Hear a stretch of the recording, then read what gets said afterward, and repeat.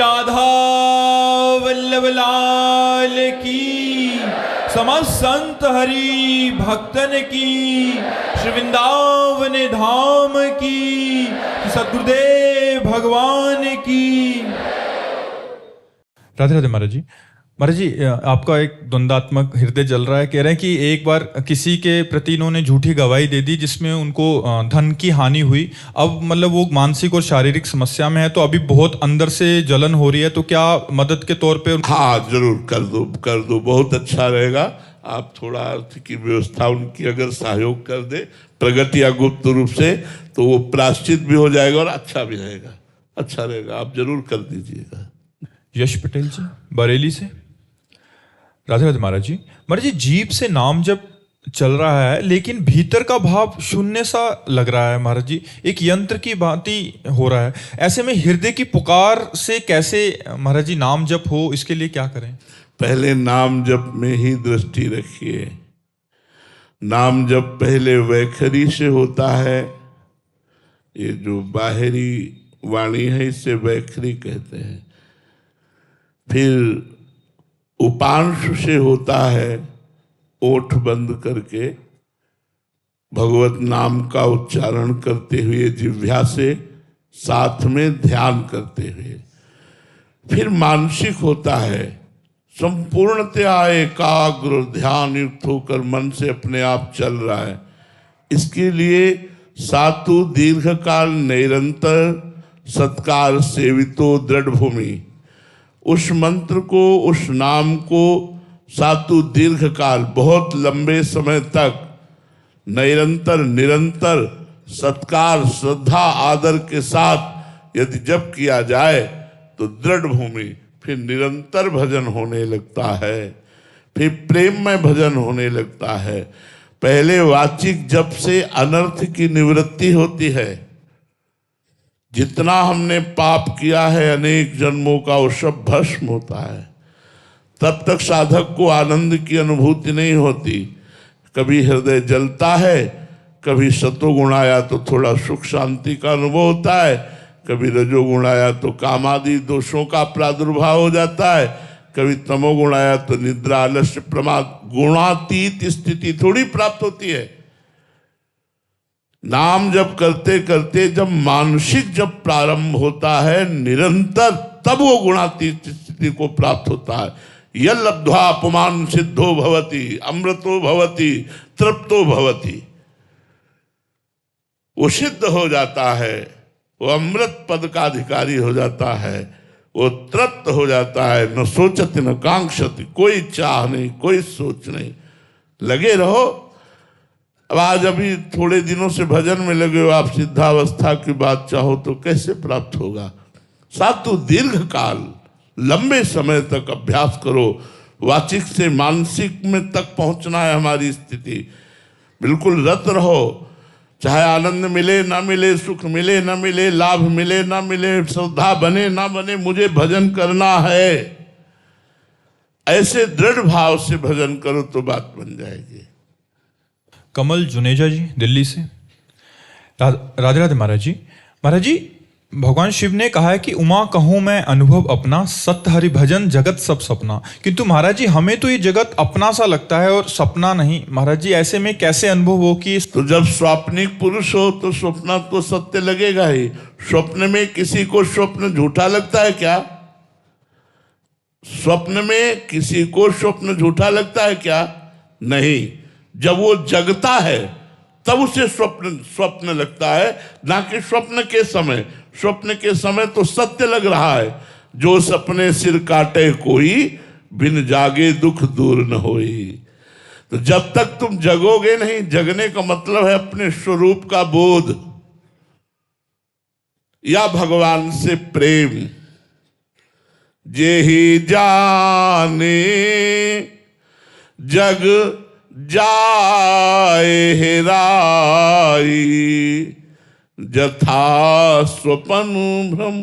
जैसे जगने पर स्वप्न का भ्रम नष्ट हो जाता है, ऐसे जग नष्ट हो जाता है, नानात्व तो नष्ट हो जाता है। श्री राम में या सर्वम खलमिदम ब्रह्म। जागे जथा स्वप्न भ्रम जाई। जगने पर जैसे स्वप्न का भ्रम नष्ट हो जाता है, ऐसे जे जाने जग जाए हेराई। जिस परम तत्व का बोध हो जाने पर यह संसार खो जाता है, केवल एक ब्रह्म मात्र दिखाई देता है, एकमात्र भगवान दिखाई देते हैं। तो अभी ये स्थिति तो है नहीं, तो आप तो स्वाप्निक पुरुष हो। स्वाप्निक पुरुष हो तो सत्य तो लगेगा ही। कोई आप जगे हुए हैं क्या? जाने सु तबै जीव जग जागा, जब सब विषय विलास विरागा। अभी कहाँ हालत है? अभी तो स्वाप्निक पुरुष हो। दिव्या जी उत्तराखंड से। राधे राधे महाराज जी। महाराज जी, साधन को साध्य से बढ़कर माने, ऐसा आपके श्रीमुख से सुना था। ये मान्यता महाराज जी दृढ़ नहीं हो पा रही। अभी मन की वृत्तियां, चिंताएं आदि हैं, जिसके कारण हम साधन में आनंद ना लेकर किसी लक्ष्य तक पहुंचने की एक नई चिंता अपने ऊपर लिए हुए हैं। अतः नाम को प्रभु से बढ़कर माने, ऐसा। हाँ, नाम ब्रह्म राम ते नाम बड़ वरदायक वरदान। राम चरित सतकोटि में लिय महेश जी जान। भगवान शंकर ने 100 करोड़ रामायण का अवगाहन किया तो ये पाया कि भगवान राम के नाम को सर्वश्रेष्ठ, राम से भी बढ़कर राम के नाम को पाया। ब्रह्म राम ते नाम बड़ वरदायक वरदान। वर देने वालों को भी वर देने की सामर्थ्य नाम जापक में आ जाती। इसलिए अभी अब खूब जप करो। पहले जप करो, बुद्धि पवित्र हो, हृदय पवित्र हो, मन निर्मल हो, तब शास्त्र की बातें स्वयं हृदय में अनुभव में आने लगेंगी। अभी तो भोगा विलासी मन है। अभी दुर्वासना मम सदा परिकर्षयन्ति। ये दुर्वासनाएं खींचती रहती है, एकाग्र होने ही नहीं देती। तो कैसे परमानंद का अनुभव हो? लगे रहो, लगे रहो। करत करत अभ्यास के जड़मत होत सुजान, रस्सी आवत जात ही सिल पर होत निशान। जब बार बार रस्सी आती जाती तो पत्थर में भी चिन्ह बन जाता है। तो हमारे हृदय में क्यों नहीं नाम का प्रभाव पड़ेगा? हम खूब नाम जपने का अभ्यास दृढ़ करें और लंबे समय तक जपें, तो हमें अनुभव होने लगेगा। सौरभ जी राजस्थान से। महाराज जी, दुर्योधन भगवान श्री कृष्ण के सामने होते हुए उनको पहचान नहीं पाया, क्या हम भी अहंकार? अरे भाई, भगवान ही सब रूपों में, क्या तुम पहचान पा रहे हो?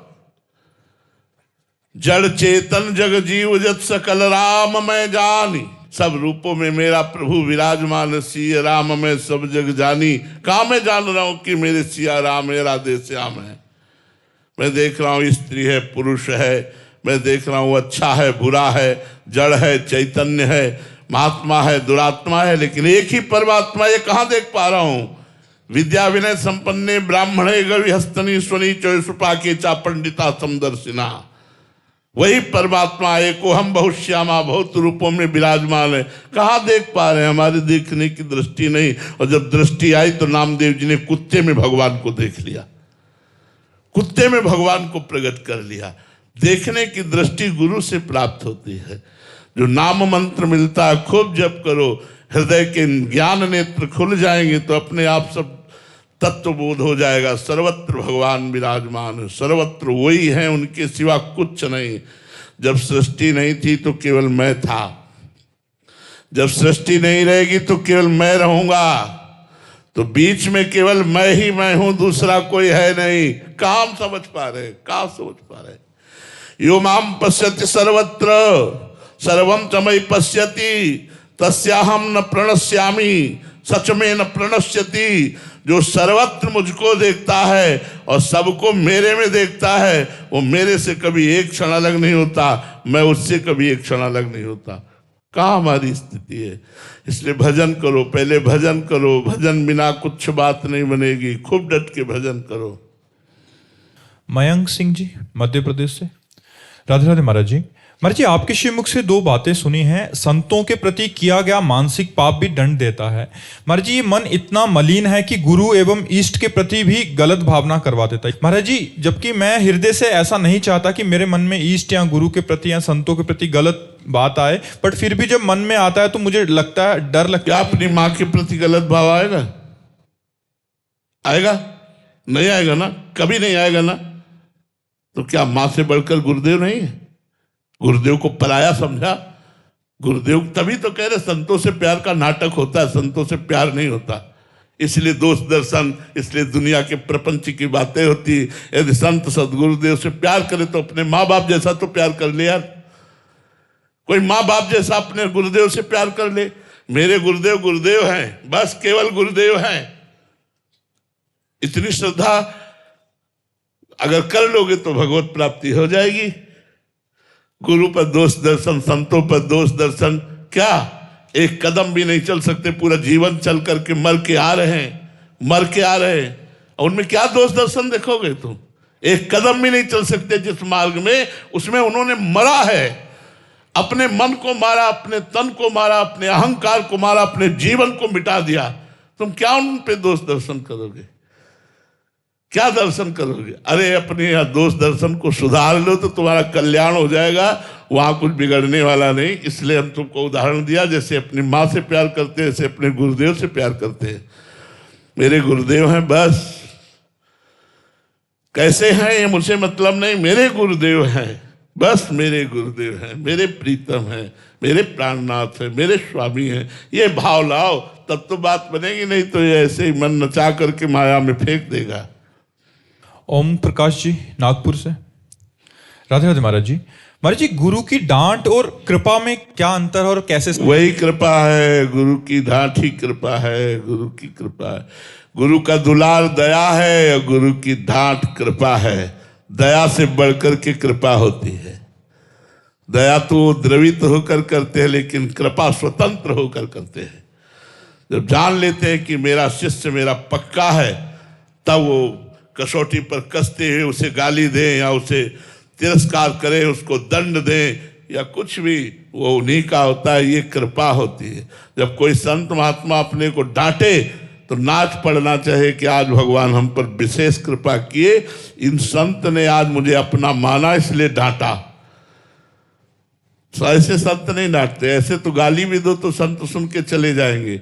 जिनसे अपनापन मानते हैं उनको डांटते हैं, जिनको डांट देते हैं तो माया दूर भाग जाती है और भगवान के मार्ग में वो निकल आगे बढ़ जाते हैं। संतों का दुलार, उनकी दया, संतों की डांट, उनकी कृपा। हम कृपा और दुलार के सिवा और कुछ न देखें कि देखो उनसे तो ये बहुत प्यार करते हैं, हमसे कठोर व्यवहार करते हैं, ऐसा दोष दर्शन न करें। उनका कठोर व्यवहार भी भगवत प्राप्ति कराने वाला है, उनका दुलार भी भगवत प्राप्ति कराने वाला है। नीतू जी। राधे राधे महाराज जी। महाराज जी, गुरु कृपा क्या शिष्य के प्रति कम या अधिक भी होती है? जैसा समर्पण होता है वैसे ही कृपा का अनुभव होता है। गुरु की तो सब पर बराबर कृपा है। जैसे पिलाने वाला तो पिला रहा है, लेकिन आप ऐसे किए तो कैसे पी पाओगे? ऐसे किए और अगर अंदर छेद है तो भी नहीं पी पाओगे। कस के अंजुली बांध कर तो फिर पान कर पाओगे। सब पर मोरी बराबर दाया, बराबर गुरु कृपा है। लेकिन अनुभव वही होगा, जितना शरणागति, जितना समर्पण, उतना ही आपको अनुभव होगा हमारे ऊपर गुरु कृपा है। तो इसलिए बराबर कृपा होने पर भी जैसे भगवान समदर्शी हैं, सब पर बराबर कृपा है, लेकिन भक्तों को विशेष कृपा का अनुभव होता है, क्योंकि उन्होंने अपने तन मन प्राण भगवान को समर्पित करके निरंतर भजन का नियम लिया है। केवल भगवान का भरोसा, भगवान का बल, भगवान की आशा, भगवान की शरणागति, तो उनको विशेष कृपा का अनुभव होता है। यद्यपि भगवान कृपा बराबर करते हैं, पर विशेष कृपा पात्र होने के कारण वो विशेष लाभ ले जाते हैं श्री भगवान से, गुरुदेव से। शालू जी दिल्ली से। राधे राधे महाराज जी। महाराज जी, भगवत गीता में भगवान श्री कृष्ण तीव्र भक्ति योगेन का वर्णन करते हैं, तो महाराज जी ऐसी तीव्र भक्ति कैसे साधक के हृदय में प्रकट हो ताकि जल्द से जल्द उनकी प्राप्ति? देखो, इसमें सबसे मूल बात है पहले गुरुदेव की शरण, फिर गुरुदेव के द्वारा बताई हुई उपासना पद्धति में रात दिन लगे रहना, उठते बैठते चलते फिरते हर समय भगवान की लीला कथा सुनना, भगवान का नाम कीर्तन करना, जो भी कर्म कर रहे हैं भगवान को समर्पित कर देना, हर समय भगवान के प्रेमी भक्तों के संग की चाह करना, भगवान के भक्तों के चरित्र सुनना, भगवान के भक्तों का संग करना, यही तीव्र भक्ति योग प्रकट कर देगा। यही मच्चित्ता मदगत प्राणा बोधयंता परस्परम कथयन्ति च माम नित्यम तुष्यन्ति च रमन्ति च तेषां सततयुक्तानां भजतां प्रीतिपूर्वकम ददामि बुद्धि योगम तम येन माम उपयान्ति ते। भगवान ने गीता जी में कहा, मत चित्ता, मेरे में चित्त को लगाने वाला, मत प्राणा, एक एक श्वास में भगवान का नाम जप करने वाला, बोधयंता परस्परम, परस्पर बैठकर भगवान की चर्चा करना, उसी में रमण करना, उसी में संतुष्ट होना, उसी का गान करना और सतत प्रेम पूर्वक भगवान का नाम जप करे तो ददामि बुद्धि योगम तम, तीव्र भक्ति योग भगवान प्रदान कर देते हैं।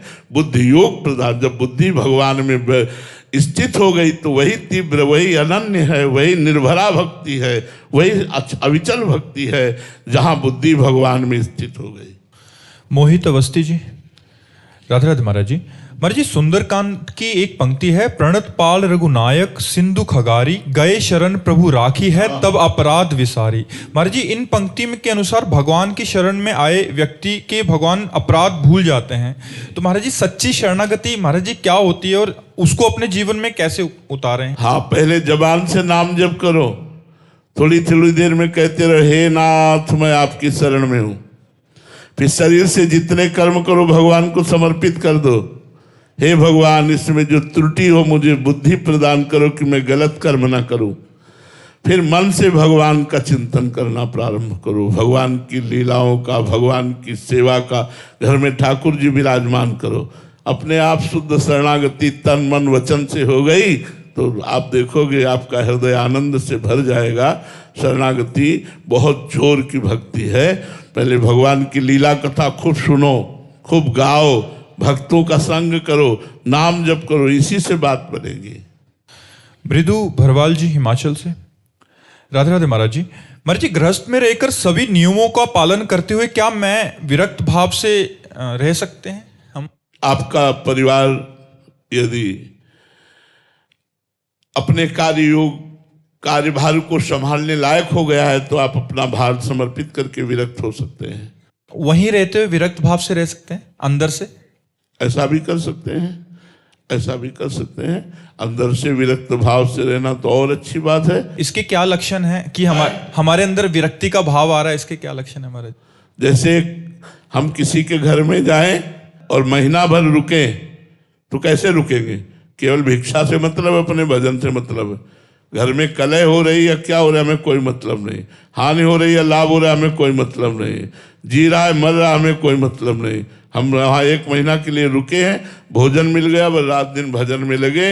अगर हमें कोई सेवा बता दी जाए तो हम सेवा कर देंगे। नहीं, हमारा ना घर से संबंध है ना परिवार से संबंध है, ऐसा हो नहीं सकता।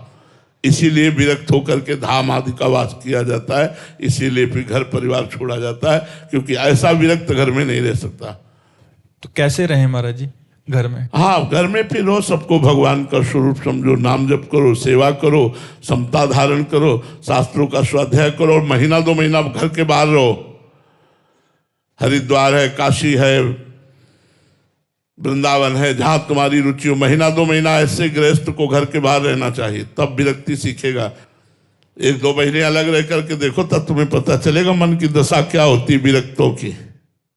न परिवार का दर्शन, न परिवार से संभाषण, न परिवार का सुख।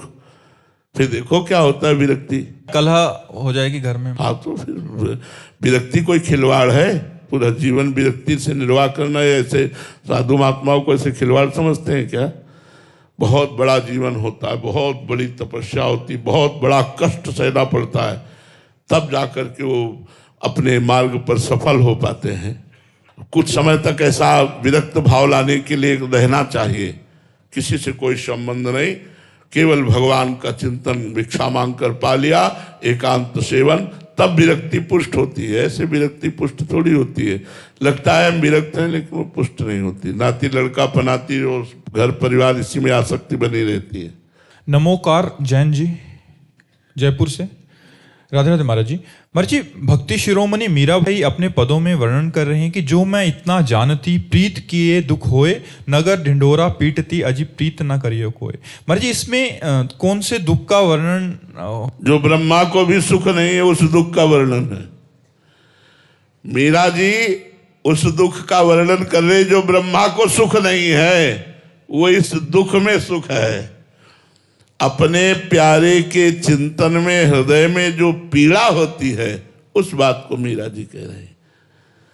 कभी प्यार किया हो तो पता चले किसका प्रश्न है। किसी से प्यार किया है? किससे? हम संतों से तो दिखावटी का प्यार होता है, बनावटी का प्यार होता है। कोई बिरला ऐसा होता है जो सच्चा प्यार करता है। संतों से प्यार कर ले तो बस बेड़ा पार हो गया और कुछ करने की जरूरत ही नहीं है। संत संग अपवर्ग कर कामी भव कर पंथ। लेकिन भाई जी हनुमान प्रसाद पोद्दार जी महाराज लिख रहे हैं, शायद इसको ही इश्क कहते हो। जैसे कोई दिल को मसला करे, अपने प्यारे की याद में आए, हा कृष्ण, हा प्रियाजू, वो एक पीड़ा हो रही, ऐसी असहनीय आनंद की पीड़ा हो रही।